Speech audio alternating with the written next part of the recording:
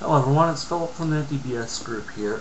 Today I'm talking about something happened a few weeks ago on the BBC, British Television, British Broadcasting Corporation, with Top Gear. Top Gear is one of my favorite shows. I'll give you that much. I don't want to watch it for the cars. Cars are a great part. You learn a lot. I find I learn a lot watching this show on different cars, in fun, entertaining ways. You watch other car shows like Motor Trend Television from back in the day, Power Block. They're boring compared to Top Gear UK. The US edition version of it is a joke. It's bland, not fun. They're trying to duplicate the British one, which is not working out for them. The episodes I've seen, I can't stand the show. The presenters are little jokes, but I like the British version because it's that kind of that's entertainment value, like the humor that they have. The episode I'm talking about is, I think it was February, or the last one, the first episode, the series starter for the SV year, for this block shows. It was with the Mexicans. So, I'm going to bring it up. BB sorry for anti-Mexican remarks on Top Gear. Oh, there's more posts. Okay. The BBC has apologized to Mexico's ambassadors for remarks on its Top Gear program, described as lazy and oafish. Well, okay. You take these in context here. They're kind of picking on it. They're kind of bashing a Mexican sports car. So, Mexican supercar, I guess.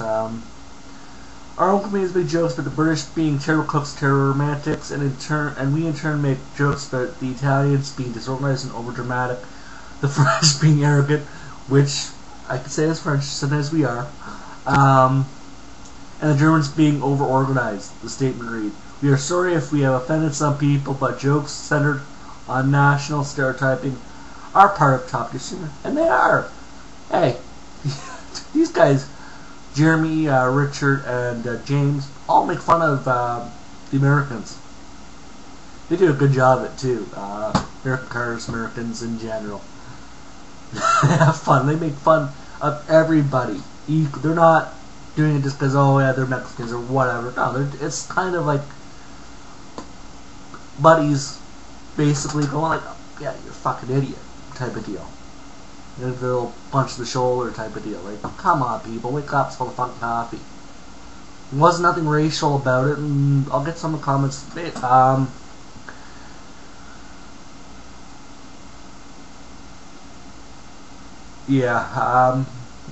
see here. Mexicans are just going to be lazy, feckless, flatulent. Oh, for the mustache leaning against the fence, asleep, looking at a cactus with a blanket with a hole in the middle on his coat, he said. Senator James May mocked messing with food, while Jeremy Clarkson suggested the ambassador would be too lazy, sleeping to register his outrage. Yeah, I think that last comment, that's what was the issue with the Mexican demanding the apology. Mexican ambassador demanding the apology. Apparently, the BBC received thousands of other complaints about the anti-Mexican comments, particularly from people outside of Britain. You see, people in England, in Britain, know Jeremy, James, and Richard Hammond, how they are. They accept the fact that they're going to be, well, themselves. I mean, Jeremy Clarkson, I never met these guys, and I actually respect them. They speak what's on their mind. That's a big plus. I mean, and I'm big on history. So is Jeremy. And so is Richard. Richard Hammond did a video on Omaha Beach, a show on Omaha Beach. Jeremy did one on Saint Nazaire, a French port, World War I and World War II. And that port happens to be where the Canadian troops landed for the First World War when they arrived in Europe. They landed in Saint Nazaire. Fact check, it's all accurate. But I'm going to read you some of the comments. This was Sunday. This is actually a new one. I haven't read this one yet. If you went back to the Top Gear episodes, bet they never said anything positive about Mexicans and many others. There's no balance against the ugly stereotypes that come out of their mouths. You're full of shit, buddy. Jeremy Clarkson is one of the funniest journalists out there, and his humor is very much appreciated as a relief against all these sad individuals who take themselves way too seriously with their political correct crap.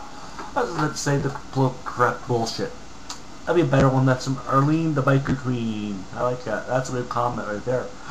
Typical Brit non-apology. We are sorry that you do not understand our sense of humor. A dated, harsh, informed humor fueled by arrogant security. Buddy, you're full of shit.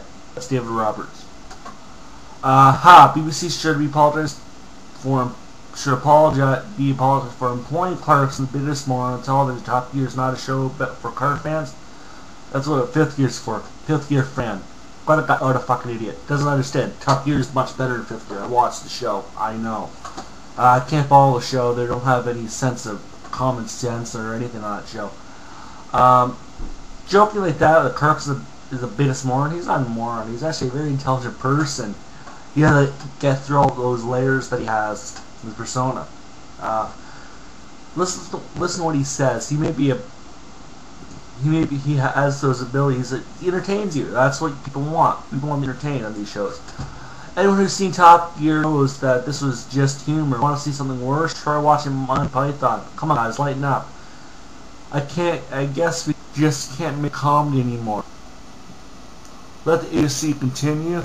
I love this statement. While apologizing for listed serious stereotypes, racism is thrown in around far too often. Figure of speech gives all that to say something to someone else not like. As for the Mexican ambassador, it took him 2 days to respond to the supposed slight. So maybe he was asleep at the switch. Took 2 days to respond to it? He's somebody sleeping on the job. Political correctness be damned. When will it all end? Do we have laws or expectations to protect someone's feelings? You know, speech, that's funny. If the program offends you, watch something else. Let the free market decide which programs there to go. Let people decide, not government officials. Hell yeah, I like that one. But Tucker should stay. That's one show that should be solidified in stone, like 60 Minutes. This is a bit of BBC is also for Japan for comments made on a satirical program about Japanese guys who survived about Hiroshima and Nagasaki. They said the bomb must have bounced off his head. Now apparently Stephen Fry is welcome in Japan. I look forward to the banning of jokes about thirsty Scotsmen, snooty Englishmen, drunken Irishmen, and stupid Americans. When did we get so thin-skinned? Yeah, when did we? I watched the episode on Sunday and it didn't seem to be said it didn't seem to be said with humor. It was pretty much just ugly. Starfcraft mentioned that they said they wouldn't get complaints because the mess would be asleep in his chair. It's more telling when the comments are made off the cuff than when scripted. They might be that stupid. Demon, you're a fucking idiot. Shut the fuck up. Don't comment something you don't know about. They just don't get it. Yes, the old, it was a joke. What's the matter with you? Can't you take a joke? Excuse. Bullies, bigots, cat binners, and bastards ruled over for centuries, and it completely removes any sincerity that might have been in the apology. Clearly, they're apologizing because the lawyers told them to, not because they actually did anything wrong. They did anything wrong. Okay, simple as that, buddy. This is Angry Mayfair. Charles. This is Charles Star. Wheels.ca. I'll put the link into the article in there. The audience of this program is $350 million. $350 million. Which does not include those who want it. It is time for Canada to join the list of countries where Top Gear is available. Hell yeah. Thank you, Dennis. You made my day for that comment. I guarantee you it wasn't Jeremy Clarkson. The Hampshire Capital that apologized. It's like everyone and everything. That's their style. Maybe Mexico was a little too sensitive. They were. I think honestly Mexico is too sensitive on this issue. It wasn't a slight to them. They're just saying, hey, they pick on Americans for a lot of stuff. Sure, apology that was genuinely heartfelt. National stereotype on discrimination and racist stereotyping. You're full of shit, buddy.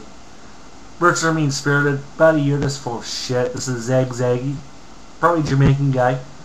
This is for proof that the British tend to be mean-spirited and nasty. Does this remind anybody of Ricky Gervais' right? I'm for the comments in the Globish Award. How ironic that a country that thinks so it is so much better than us clearly is not. Your buddy, you're full of shit. These guys should be taken off there. This is my pissed out what pissed me off. It's more disappointing that they did not think this was offensive in the first place. Current minds of the New Year's Eve escaped by the SRC, the French CBC, but Barack Obama, which was obviously inappropriate. Anything against Barack Obama is not inappropriate. It's appropriate. Obama's an idiot, in my opinion. In both instances, they did not think anything was wrong because the apologies were made only after a lot of bad publicity. These people really understand that they did was offensive. It seems the Mexicans are also doing a sponge. Oh, yeah, I agree with that one. I'm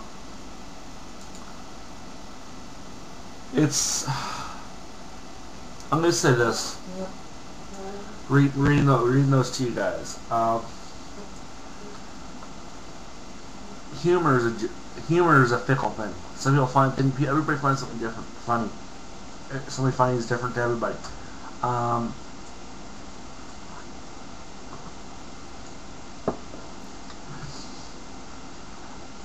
Like I said, I'm gonna go on a few points. Some of the comments are made about the BBC, about CBC, the French CBC, with the Obama skit. You know what? Try to be not personal, but Obama is trying to do his best. He's not succeeding. He is a great talker. I'll give him that much. Obama's a hell of a talker, but being able to talk isn't the same thing as being able to do. Being able to lead. Okay? A good leader is the two words a good leader always says: follow me. And Obama has never really said that. I mean, and it goes with another video I'm going to do. I think I did put it up already, but this bill in the States, which I'll talk a little later about, but it's a mistake. For Top Gear, I say yeah, I'm one of the people watching online. Because it's a great show, entertaining show. My favorite episode is, funny thing is, it was a Christmas episode. Around Christmas time, they're going from somewhere in Europe, in mainland Europe, to the Silverstone or someplace, some town for the Light Festival. I have the name of the place now. Jeremy, of course, he takes the big brute Jaguar, takes the biggest gas guzzler out there, and James and Richard both take more sensible cars. Richard gets there first, but Jeremy actually makes it. It's like a 1,100-kilometer journey from where they were. Total. 1 tank gas. And surprisingly, the Jag made it. So that's just, they give you information that you can drive like Jeremy, like a maniac. But honestly, Jeremy is one of those presenters that you can actually trust. He's not gonna bullshit you. He's gonna give you the his honest opinion on something. If the car is rubbish, he'll tell you the car is rubbish. Then he might go and buy the damn thing. But if he likes the car, and he calls it rubbish, he might still go and buy the car if he finds it rubbish. I mean, Top Gear is a great show, entertaining. They give you a lot of information that is help people make decisions to buy the car. Or they tell you about different cars, supercars, luxury cars, and then they go about the value.